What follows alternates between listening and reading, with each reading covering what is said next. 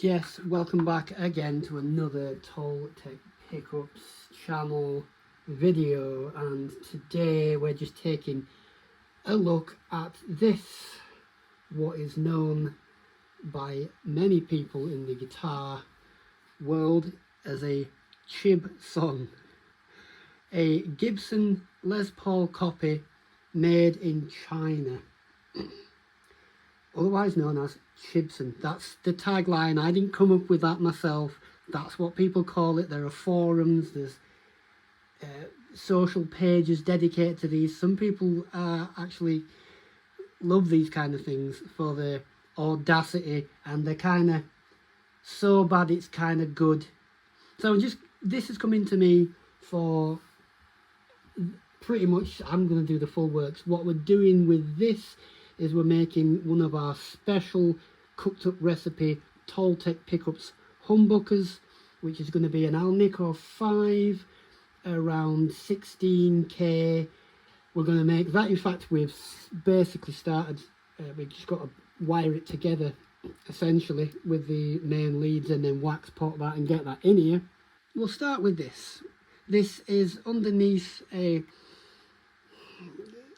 hardwood body made of 4 pieces in total to make the whole of the structure, and this flame top here is just a thin veneer laminate which will have been heat pressed on, of course. As you can see, if we can look a little closer, the terrible seam there that is joining this together. The hardware here is just the possibly cast metal. I don't think it's aluminium or anything like that. The pickups obviously are what they are. It's got some plastic work on, some plastic work, right? As we can see, horrific there. And the inlays, you can see, are just plastic representation of pearloid and some horrible filling in spots there. We can see the plastic nut there, which we wouldn't have on a proper Gibson. This, I'm sure there's something terrible about that as well. The headstock. Now the Gibson headstocks they weren't sort of symmetrical there. There was a little bit of this side, or one of the sides of the what you call open book design, which was a little bit off. If you look closely at your genuine Gibson headstock, you'll see they weren't mirroring each other each side. They were a little bit off from the template. The tuners there are obviously in the kidney button style, and these are stamped Grover on the back, but they certainly are not Grover. These are the back plates that I took off just to inspect. And then obviously if we flip her over, pause, we can see the internals there, which is just, my word, no. Little clip together harness wirings. There's no Gibson braid in here. It's all just the jack socket. The toggle is the same. It's not the deep pause shafted toggle. Binding's not too bad, to be fair. Binding's not too bad.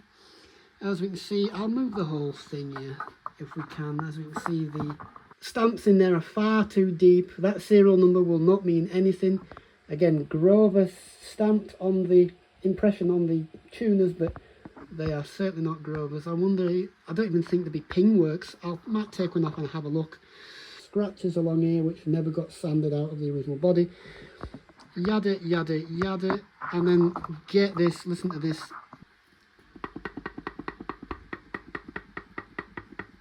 That is the truss rod inside rattling about because it's loose. It'll be a box truss rod, no doubt, not like the original Gibson bar with the acorn nut at the end. This will be a box one. Might be a biflex, and that is an issue. You'll hear that when you're playing vibrating. Hopefully that it's just something that will come out with some adjustment and the rod will actually work properly. The fret ends are horrendous. So we're going to give this the full top to bottom works with the setup side of it. I'm not saying that this is not a decent foundation to make a nice playable guitar out of, you know. So it's got potential for the foundations, it just needs a good old hot rod. I mean, this is what it is, that'll be fine, you know. The bridge, even on genuine Gibsons, I'm not a fan of this. I do prefer the Nashville style, or even just upgrading them to maybe a Goto Japanese one.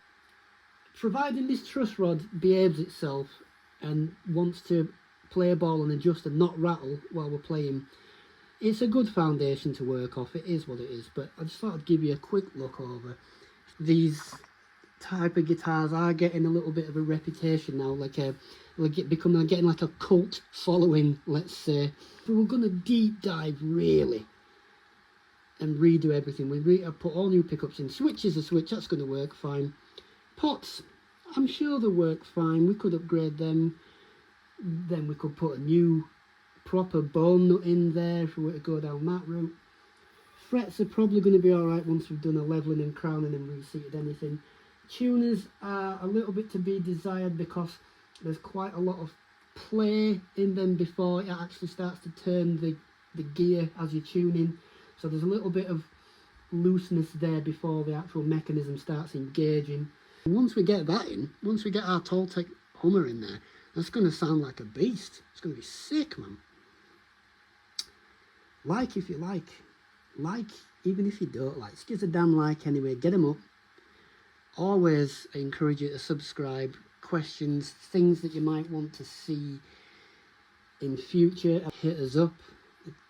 Another video from Toltec Pickups at the Laverack Guitars repair studio here, and that, as I say all the time, baby, that's easy, innit?